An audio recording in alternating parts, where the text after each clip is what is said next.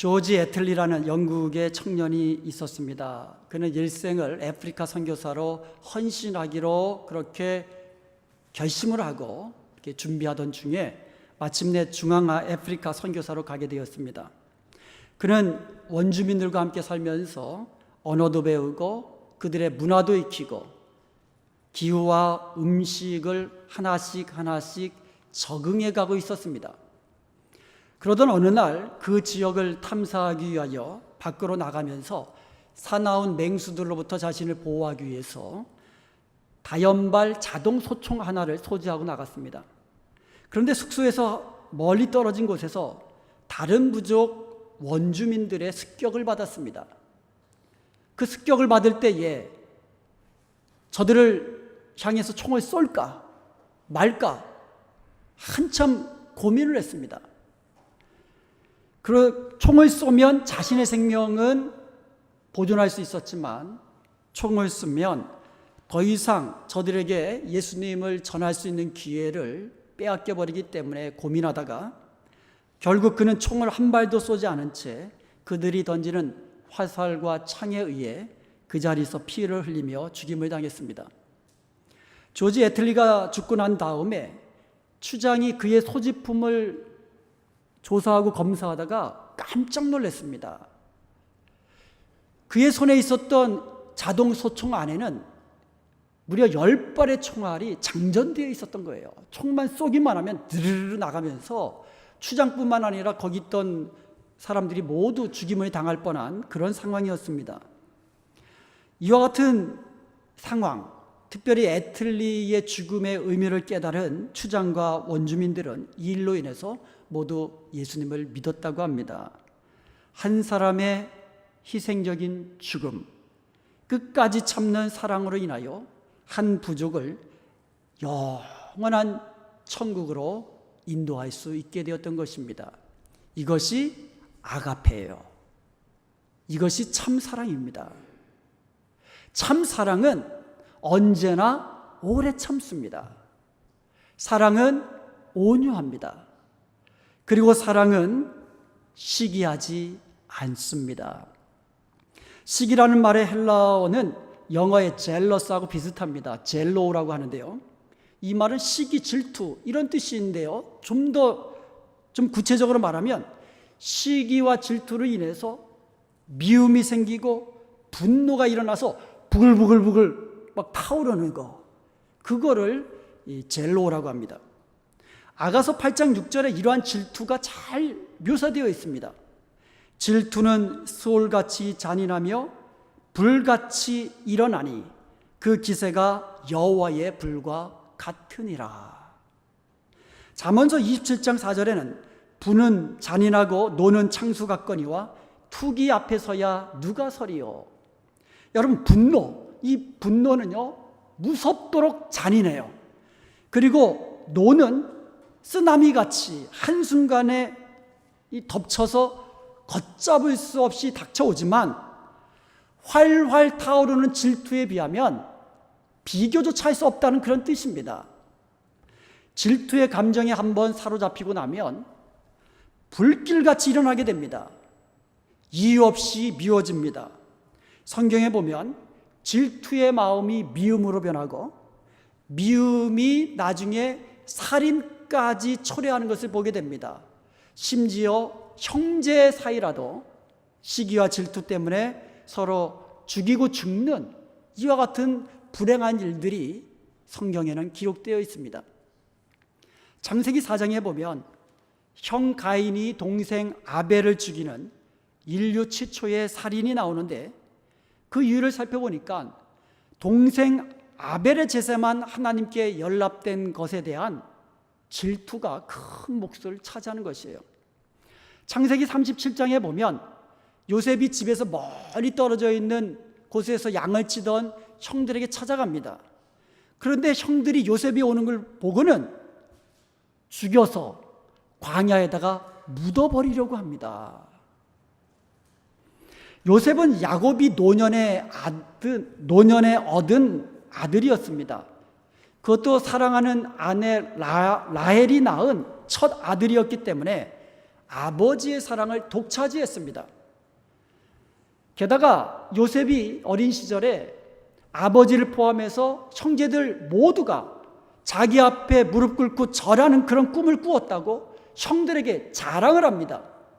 아니, 그렇지 않아도 시기 때문에, 질투 때문에 미워 죽겠는데 그런 꿈 이야기를 하니까 이들의 마음속에 시기가 미움으로 변하고 분노로 변하고 나중에는 죽이려고 한 것입니다. 그러다가 결국 애굽으로 가던 상인들에게 요셉을 노예로 팔아버립니다. 이 모든 일은 시기에서 비롯된 것이에요. 사도행전 7장 9절에 보면 여러 조상이 요셉을 시기하여 팔았더니 이렇게 되어 있어요. 이처럼 시기가 무서운 것입니다. 사울왕의 경우도 마찬가지입니다. 다윗이 블레셋 장수를 죽이지요. 이후에도 다윗은 전장터에서 싸우러 나가는 족족 승리를 가져옵니다. 그러다가 사무엘상 18장 7절에 보면 다윗이 전쟁터에서 승리하고 돌아올 때에 여인들이 막 기뻐 뛰놀면서 사울이 죽인 자는 천천히이고 다윗이 죽인 자는 만마리로다라고 하면서 노래를 부릅니다.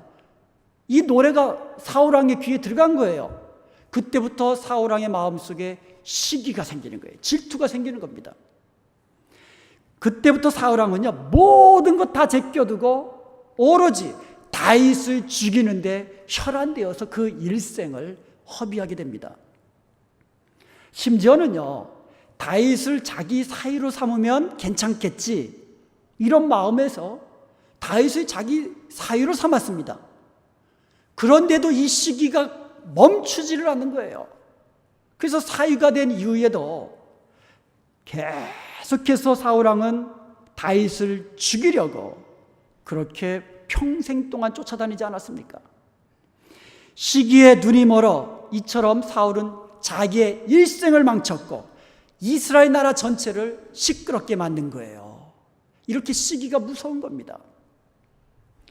마가복음 15장 10절에 보면 빌라도가 대제사장들이 예수님을 죽이려고 하는 이유가 그들의 시기 때문이라는 것을 알았다고 기록되어 있어요.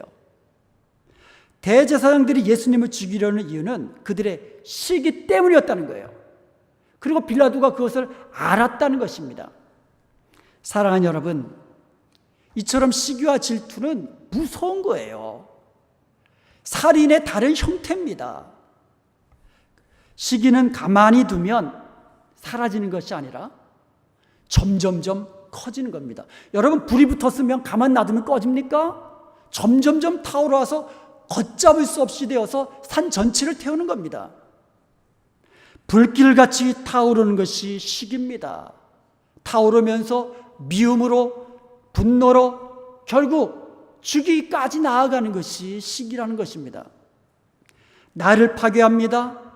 관계를 파괴합니다. 나에게 속한, 내가 속한 공동체를 시끄럽게 만드는, 죽이는 독이 가득한 것이 시기요, 질투라는 것이에요. 그런데 문제는요, 인간들의, 죄악된 인간들의 본성 속에 이와 같은 시기가 내재되어 있다는 것이에요. 로마서 1장 29절과 갈라디아서 5장 21절에 보면 하나님께 정죄함을 받고 하나님의 나라를 유업으로 받지 못하는 육체의 일 가운데 시기와 투기가 포함되어 있습니다. 그러므로 아무리 우리가 예수님을 믿고 구원을 받았다고 해도 죄의 본성이 여전히 있기 때문에 우리 안에 시기와 질투가 아예 없을 수는 없다는 겁니다. 우리 안에 시기와 질투가 아예 없을 수는 없지만 시기와 질투가 일어날 때마다 우리는 그것을 끌 수는 있습니다. 끌 수는 있어요. 그리고 꺼야 됩니다. 여러분, 만약에 불이 나면 어떻게 해야 됩니까? 빨리 꺼야지요. 꺼야 됩니다. 마찬가지로 혹시 여러분의 마음속에 시기와 질투가 싹트기 시작하고 자라나거든 빨리 끄시기 바랍니다. 그렇지 않으면 그 시기와 질투의 불은 활활 타올라서 여러분 자신을 죽이는 거예요. 그리고 여러분에 속한 공동체를 파괴시키는 것입니다. 우리 안에 생겨나는 시기와 질투를 꺼야 되는데 그 끌 수 있는 것이 뭐냐? 그게 바로 사랑이에요. 왜냐하면 사랑은 시기하지 않기 때문입니다. 사랑은 시기하지 않습니다. 요나단은 사울왕의 장자입니다. 그래서 사울왕이 죽으면 그 뒤를 이어서 왕이 될 사람, 그 왕자가 바로 요나단이에요. 그런데 어느 날 이스라엘의 다윗이 혜성같이 등장해가지고 나라를 위기에서 구하고 계속해서 혁혁한 공로를 세워서 온 백성들의 칭송을 받고 있습니다. 자, 요나단의 입장에서 보면 자기가 왕위를 물려받을 것에 대해서 가장 방해되는 사람이 바로 다윗 아닙니까? 그러나 요나단은요, 손톱만큼도 다윗을 경계하지 않았고요, 미워하지 않았고요, 적대시하지 않았습니다. 도리어 위기 때마다 앞장서서 다윗을 보호해 주었습니다. 요나단이 어떻게 그렇게 할 수 있었을까요? 사무엘상 18장 3절은 그 이유를 이렇게 설명합니다. 요나단은 다윗을 자기 생명같이 사랑하여. 요나단은 다윗을 자기 생명처럼 사랑했기 때문에 시기하지 않았습니다. 질투하지 않았습니다. 다윗과 다투지 않았습니다. 다윗을 미워하지 않았습니다. 오히려 다윗을 소중히 여기며 다윗의 생명을 자기 생명처럼 그렇게 지켜 주었던 것입니다. 만일 여러분의 자녀가 좋은 대학에 입학하고 또 대학에 졸업한 여러분의 자녀가 좋은 그런 회사에 취직을 했다면 여러분 시기하십니까? 질투하세요? 오히려 기뻐하고 축하하잖아요. 왜 그렇습니까? 사랑하기 때문에 그렇습니다. 여러분, 시기와 질투는 다툼을 일으키고 미움을 가져오지만 사랑은 시기하지 않습니다. 그러므로 사랑이 있는 곳에는 평화가 있고 사랑이 있는 곳에는 기쁨이 있고 사랑이 있는 곳에는 서로서로 축복하는 아름다운 공동체가 이루어지는 것입니다. 그러면 여러분, 이제부터 옆에 있는 성도님들이 비즈니스가 잘 된다 그러면 여러분 질투하지 마시고 축복해 주세요. 옆에 있는 성도들의 자녀들이 잘 되고 있다라는 형통하다는 그런 소식을 들으면 여러분 배 아파하지 마시고 함께 기뻐해 주세요. 그게 사랑입니다. 그게 사랑의 공동체입니다. 사랑은 시기하지 않습니다. 그러므로 이러한 사랑이 있으면 그 공동체는 평화로워지고 행복해지는 겁니다. 여러분, 이제부터 우리가 함께하는 우리 교회 공동체가 사랑으로 말미암아 시기와 질투를 다 버리고 서로가 잘 되기를 축복하고 서로가 잘 될 때에 함께 기뻐하는 사랑이 충만한 공동체가 되기를 주님의 이름으로 축원드립니다. 사랑은 항상 오래 참습니다. 사랑은 온유하고요. 사랑은 시기하지 않습니다. 그리고 사랑은 자랑하지 않습니다. 사랑은 자랑하지 않아요. 미국의 한 유머입니다. 어떤 여자가 옆집 여자와 이야기를 하면서 자기 아들이 좋은 대학에 입학을 했는데 그것을 자랑하는 거예요. 글쎄 우리 아들애는요 어찌나 똑똑한지 그리고 얼마나 고급 영어를 사용하는지 그 애가 보내오는 편지를 읽을 때마다 우리는 가서 사전을 찾아봐야 해요. 이렇게 자랑한 거 은근했었죠. 그러니까 그 옆에 있던 여자가 이렇게 이야기합니다. 정말 복이 많으시네요 하면서 대꾸를 합니다. 우리는요 아들이 편지를 보내올 때마다 은행으로 달려가야 한답니다. 편지 보낼 때마다 돈을 붙여왔다는 그 아들의 이야기를 은근슬쩍 자랑하는 거예요. 목욕탕에서 아줌마 4명이서 수다를 떱니다. 첫 번째 아줌마가 우리 아들은 목사라오. 남들이 우리 아들을 보고 레버런, 오 귀한 분 이렇게 말한다오. 그러니까 두 번째 아줌마가 우리 아들은 추기경이라오. 남들이 우리 아들을 보고 오 거룩한 분 그런다오. 그러니까 세 번째 아줌마가 우리 아들은 교황이라오. 그래서 남들이 우리 아들을 보고 오 고결한 분 그런다오.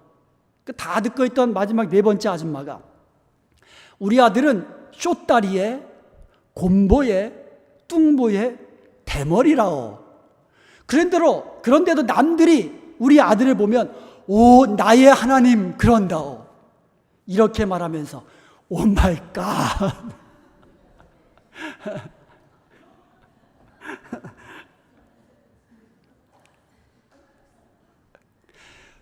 내게 있는 것, 그것을 자랑하고 싶은 것은 사람의 그 본성이에요. 누구에게나 한 가지씩은 자랑거리가 다 있습니다. 어떤 사람은 자기가 가지고 있는 돈을 자랑하고, 어떤 사람은 명예를 자랑하고, 어떤 사람은 권력이나 학위를 자랑합니다. 또 어떤 사람은 자기의 가문을 자랑하고, 어떤 사람은 자기의 힘을 자랑하기도 합니다. 또 우리 교회 성도님 같은 경우에는, 특히 여자 성도님 같은 경우는 미모를 자랑하는 분들도 많으시더라고요. 하여간 뭔가를 이렇게 자랑하고 싶은 것이 하여간 인간의 본성이에요. 그런데 성경은요, 이와 같은 것들을 자랑하지 말라고 이야기합니다. 예레미야서 9장 23절에 보면 여호와께서 이와 같이 말씀하시되, 하나님의 말씀이에요. 지혜로운 자는 그의 지혜를 자랑하지 말라. 용사는 그의 용맹을 자랑하지 말라. 부자는 그의 부함을 자랑하지 말라. 야고보서 4장 16절에는 이제도 너희가 허탄한 자랑을 하니 그러한 자랑은 다 악한 것이라 분명히 못 받고 있습니다. 그러면 우리는 자랑하지 말아야만 합니다. 심지어 우리가요, 하나님의 일을 하면서도 자랑하지 말아야만 합니다. 고린도전서 9장 16절에 보면 내가 복음을 전할지라도 자랑할 것이 없으면 내가 부득불할리라. 여러분, 주의 일을 하면서도, 교회 일을 하면서도, 구제 일을 하며 선한 일을 하면서도 자랑할 것이 없다라는 거예요. 왜냐하면 우리는 하나님의 종이기 때문에, 종된 우리가 당연히 마땅히 해야 할 일을 하는 것이기 때문에 자랑할 것이 없다라는 겁니다. 여러분의 자랑은 무엇입니까? 여러분 가운데 자랑할 만한 것이 무엇이 있습니까? 고린도전서 4장 7절에 보면 내게 있는 것 중에 받지 아니한 것이 무엇이냐? 내가 갖고 있는 것 중에 하나님께 은혜로 받지 않은 것이 무엇이냐 이거예요. 재물을 자랑한다면 그 재물은 하나님께서 주신 은혜인데, 자녀를 자랑하고 또 우리의 지혜를 자랑하고 내게 있는 능력과 은사를 자랑한다면 그것이 내게 있는 것이 아니라 하나님이 은혜를 주신 것인데, 내가 받았은즉 어찌 받지 않은 것처럼 자랑하느냐. 그러므로 자랑하는 것은 내 것이라는 의미가 들어있는 거예요. 내가 받은 건데 그것을 자랑하느냐 이거예요. 여러분, 우리에게 있는 것 중에서 주님께 받지 않은 것이 무엇이 있습니까? 그러므로 자랑할 것은 내게는 없다라는 겁니다. 그래서 바울은 예전에 자기가 자랑거리로 여겼던 그 모든 것들을 다 배설물로 버렸다라고 고백을 합니다. 바울은 그러면서 부득불 자랑하라면 내가 약한 것을 자랑하겠습니다. 고린도후서 11장 30절에서 이렇게 이야기합니다. 그리고 고린도후서 10장 17절에 보면 자랑하는 자는 주 안에서 자랑하라고 이야기합니다. 그리고 갈라디아서 6장 14절에서는 내게는 우리 주 예수 그리스도의 십자가 외에 결코 자랑할 것이 없다고 고백하고 있습니다. 그러므로 여러분, 자랑하고 싶으면요, 여러분의 약한 것을 자랑하세요. 만약에 여러분이 자랑하고 싶으면 주님 안에서 주님을 자랑하시기 바랍니다. 내가 이전에는 이처럼 약한 자이었는데 자랑하세요. 내가 예수님 믿기 전에는, 구원받기 전에는 이처럼 죄악된 자이었는데 예수님 믿고 나서는 이렇게 주의 은혜로 주님이 주시는 충만함을 누리는 자로, 행복을 누리는 자로, 영원한 생명을 누리는 자로 살게 되었노라고 주님을 자랑하시고 예수 그리스도의 십자가만을 자랑하는 저와 여러분이 되기를 축원드립니다. 여러분, 사랑은 자랑하지 않습니다. 내게 있는 것 자랑하지 않습니다. 오직 주님만 자랑하고 주님의 십자가만을 자랑하시길 바랍니다. 그리고 사랑은 또한 교만하지 아니합니다. 교만한 사람의 최대 관심사는 자기 자신이에요. 교만한 사람은요, 자기 자신에 대해서, 그리고 내가 가지고 있는 것에 대해서 과장해서 이야기합니다. 교만한 사람의 특징이에요. 이솝 우화에 파리가, 교만한 파리에 대한 이야기가 나옵니다. 파리 한 마리가 달리는 마차 바퀴에 앉아서 이렇게 말합니다.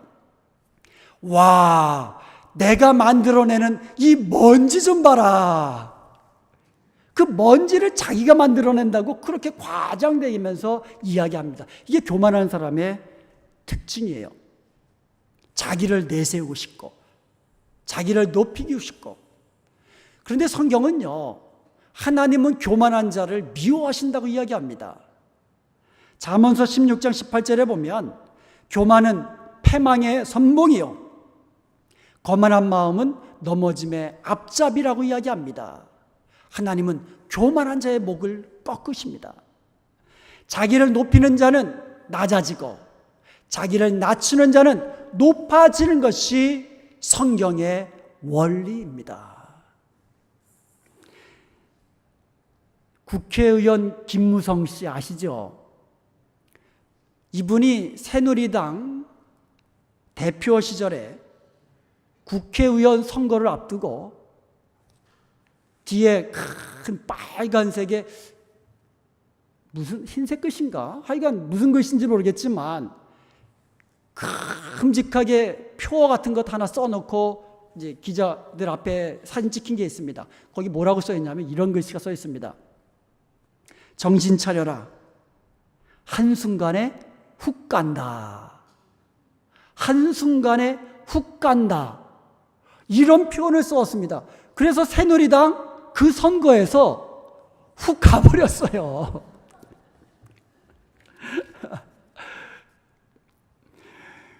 제가 가요를 잘 안 부르는데 이 설교 준비하면서 이 서치하다 보니까는 한방에 훅이라는 노래가 있더라고요. 혹시 여러분 아세요? 가사가 굉장히 재밌습니다. 청춘도, 사랑도, 돈도, 명예도 언제까지나 내 곁에 머물지 않고 한 방에 훅 간다, 이런 내용이에요. 그래서 있을 때 잘하라는 그런 내용이에요. 아주 재밌는데요. 여러분, 한번 훅 하고 부는 바람, 숨 쉴 때 훅 하고 한번 내뱉는 이 숨, 이거를 뜻하는 영어 단어가 puff예요. puff. 이 단어가 자기 자랑이나 교만을 뜻하기도 합니다. 자기를 자랑하는 것, 젊음을 자랑하고 돈을 자랑하고 명예를 자랑하고 내게 있는 것 자랑하는 것은 한 번에 훅 간다는 거예요. 잠시 왔다 지나가는 바람일 뿐이라는 겁니다. 교만이 행하는 것은 하나님께서 그냥 놔두지 않으세요. 그야말로 하나님께서 목을 꺾으시면 그야말로 한순간에 훅 가는 인생이에요. 그러나 사랑은 영원합니다. 사랑으로 행하는 모든 것은 영원합니다. 우리가 사랑으로 행하는 모든 것들은 하나님 앞에 기억되는 것을 믿으시기를 바랍니다. 사랑하는 여러분, 이제 우리 서로 사랑하십시다. 사랑하십시다. 시기하지 아니하고 자랑도 교만하지 아니하는 참 사랑으로 서로 사랑하는 저와 여러분이 되어서 우리 교회와 여러분의 가정과 여러분에 속한 모든 공동체가 사랑으로 충만한 행복한 공동체가 될 수 있기를 주님의 이름으로 축원드립니다. 기도하시겠습니다.